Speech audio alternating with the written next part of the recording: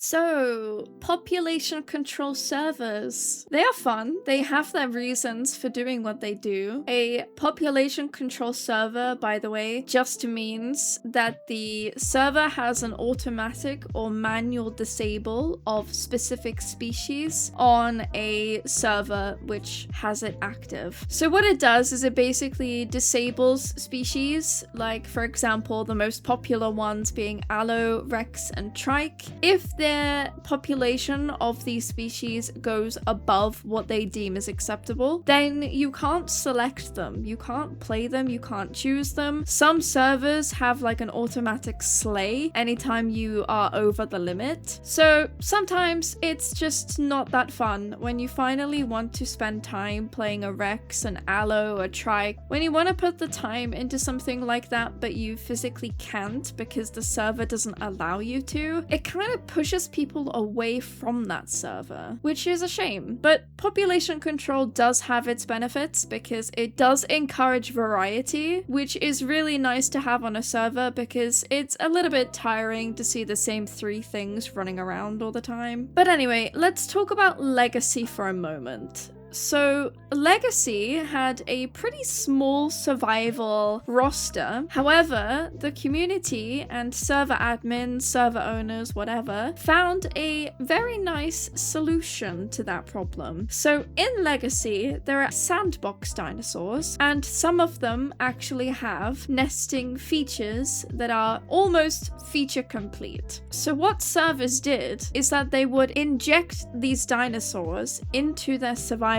servers, and what would happen is the server owners, moderators, admins, whatever, they would host nesting events. These nesting events were really exciting because you could play things that are not on the survivor roster. You could play Spino, you could play Kamara, you could play Baryonyx, you could play Ostroraptor, you could play Herrera, you could play Acrocanthosaurus. There was so many of them that you could nest with that it became viable to have them in the survival server, and they would naturally keep their population in check, and they would naturally want to reproduce to bring more of the same species into the server to prevent it from going extinct. Because if you're playing something that you know you have to be really careful with, because if you die, you can't reselect it. So it gave more reason for people to be careful about their actions, but also it gave them a reason to keep nesting, because if you are going to nest more people, you are going to be almost guaranteeing yourself to get the same playable again in the future if that's what you want to do. However, that was never usually a huge problem because server admins and things like that would be hosting community events rather frequently, which was very, very fun. And they would do a different sandbox dinosaur once per week, per weekend, or something like that. So usually it was never the same thing. And doing this made nesting actually exciting, and it was worth it for both yourself and the hatchlings. And it was fun to finally be able to get your hands on a Spino or literally anything else that was not normally playable. Legacy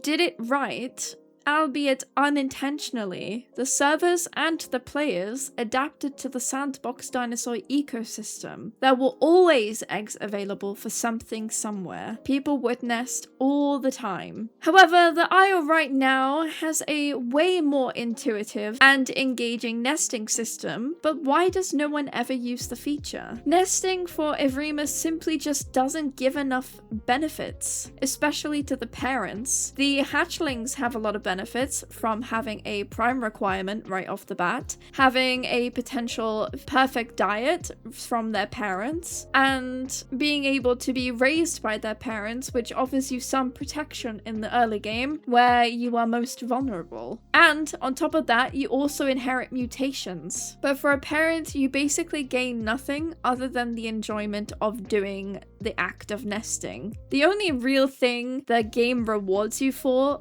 nesting is basically giving you one prime condition, but even that prime condition is really hard to get. The prime condition for the parents is raising a juvenile from a hatchling to a 50%. And that can take a long time, especially if you're playing something like a Rex or a Trike or anything that takes a substantial amount of time to grow. There just isn't enough time for people to usually stick with that kind of thing unless you are playing with friends that you know. Another reason why people just won't nest is because you are probably going to starve to death. There isn't enough time between nesting and hunting to actually give you the benefit or enjoyment of nesting in the first place. You are just always on the hunt as a carnivore, especially. There just isn't enough time to sit down and be with your hatchlings for a while. And to be honest, this is really sad because it genuinely is a fun process to do. It is fun to meet people, fun to raise hatchlings, and fun to just engage with the system that the game wants you to engage with, but it just isn't